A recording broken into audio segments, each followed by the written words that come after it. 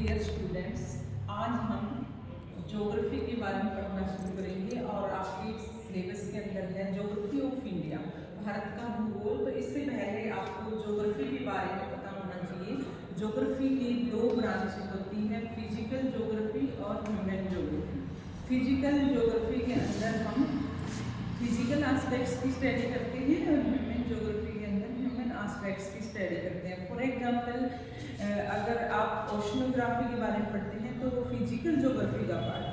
क्यों? क्योंकि इसके अंदर हम फिजिकल एस्पेक्ट्स की स्टडी करते हैं। तो इस तरीके से सबसे पहले ज्योग्राफी क्या होती है? जियो प्लस ग्राफी। जियो प्लस ग्राफी। जियो का मतलब अर्थ से होता है और ग्राफी का मतलब होता है वर्णन करना, यानी कि अर्थ एक तरीके से पृथ्वी का वर्णन करना ही भूगोल है।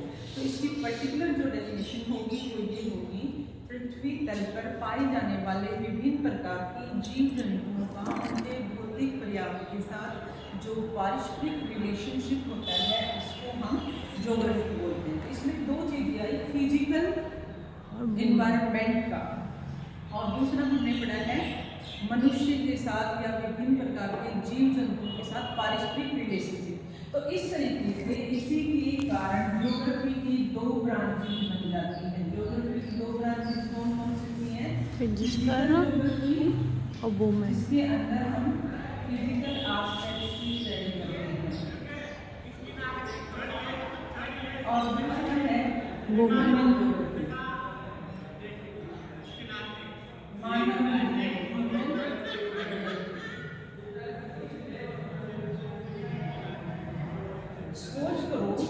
हम ओशनोग्राफी के बारे में पढ़ते हैं, हम लैंडफॉर्म्स के बारे में पढ़ते हैं, तो किसका पार्ट होंगे? वो फिजिकल ज्योग्राफी का पार्ट होंगे। ठीक है, इसी तरीके से जब ट्रांसपोर्ट ज्योग्राफी के बारे में हम पढ़ते हैं तो किसका पार्ट होगा?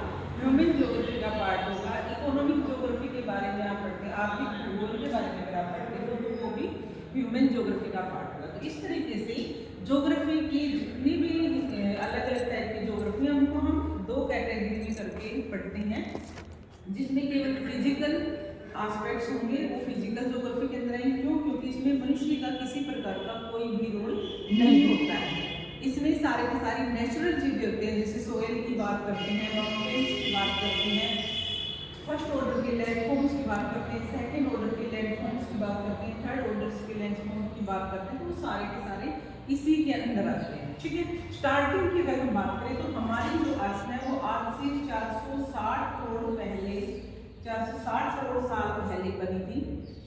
ठीक है, जब स्टार्टिंग में ये बनी थी तो बिल्कुल आग का तप्त गोला थी। धीरे धीरे ऊपरी हिस्सा ठंडा होना शुरू हो गया और ठंडा होने के बाद इसके ऊपर दो चीजें बनी, कुछ जलीय हिस्सा और कुछ स्थलीय हिस्सा। तो उसी को फर्स्ट ऑर्डर के लैंडफॉर्म्स बोलते हैं और उनके बाद उसके ऊपर अलग अलग प्रकार की जो एक्टिविटीज हुई उनको सेकेंडरी ऑर्डर बोलते हैं।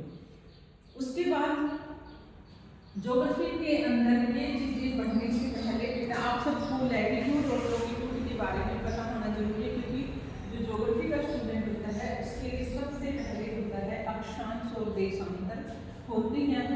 आप जितनी भी चीजें हैं उनको ग्लोब के ऊपर पढ़ते हो, ग्लोब के ऊपर आपके दो चीजें दी होती हैं, लैटिट्यूड और लॉन्गिट्यूड। ठीक है, तो 0 डिग्री ये हमारा अर्थ है, इस अर्थ के ऊपर ये है 0 डिग्री, इसको हम बोलते हैं इक्वेटर, भूमध्य रेखा। ये पूरी पृथ्वी को, पूरे के पूरे अर्थ को दो हिस्सों में डिवाइड कर देती है। इस हिस्से को नॉर्दर्न है, इक्वेटर से ऊपर का जो पार्ट है इसको नॉर्दर्न हेमिस्फीयर बोलेंगे और ये नीचे का जो पार्ट है इसको साउदर्न हेमिस्फीयर के नाम से जानते हैं। ठीक है, अब ये जो नॉर्दर्न हेमिस्फीयर है 90 डिग्री पे होता है और ये भी 90 डिग्री पे होता है। इसके बीच में अलग अलग तरीके की जोन्स होती हैं। 23.5 डिग्री पे मकर रेखा है, 23.5 डिग्री पे कर्क रेखा है साउदर्न हेमिस्फीयर में। उसके बाद 66.5 डिग्री, 66.5 डिग्री और ये है 66.5 डिग्री। ये जो जोन है इसको ट्रॉपिकल जोन बोलते हैं, उष्णकटिबंध बोलते हैं। क्यों बोलते हैं? क्योंकि इस क्षेत्र के अंदर हमेशा गर्मी रहती है, गर्म जोन है, इसके कारण इसको ट्रॉपिकल जोन या उष्णकटिबंध के नाम से हम जानेंगे।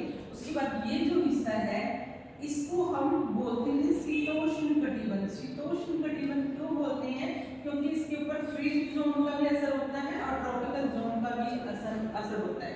ठीक है, तो इसलिए शीत प्लस उष्ण दोनों से मिलकर ये जोन बनती है 23.5 डिग्री से 86.5 डिग्री के बीच की।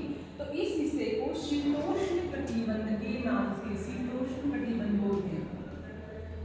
और ये जो है 0 से 90 डिग्री नॉर्दर्न एंड साउदर्न, इसको हम फ्रीज जोन शीत कटिबंध बोलते हैं। क्यों बोलते हैं?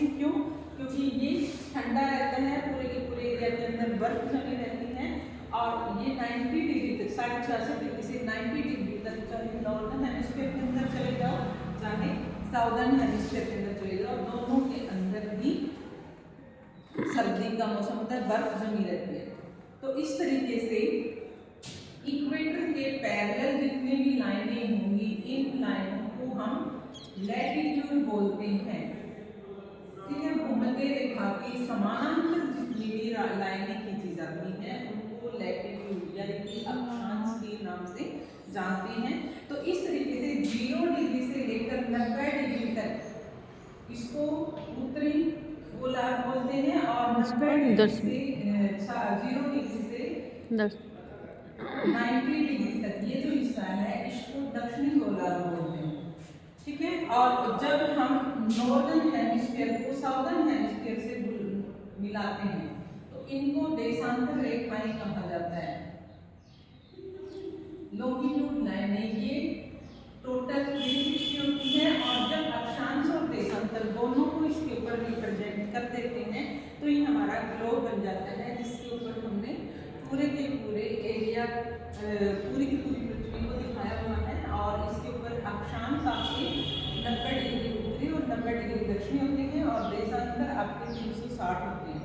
ठीक है, तो इस तरीके से 23.5 डिग्री जो आप ये देख रहे हैं वो भारत की लोकेशन की अगर हम बात करें तो जो कर्क रेखा है वो भारत को बिल्कुल बीचों बीच से काटती है और भारत के लगभग 7 राज्यों को ये क्रॉस करती है।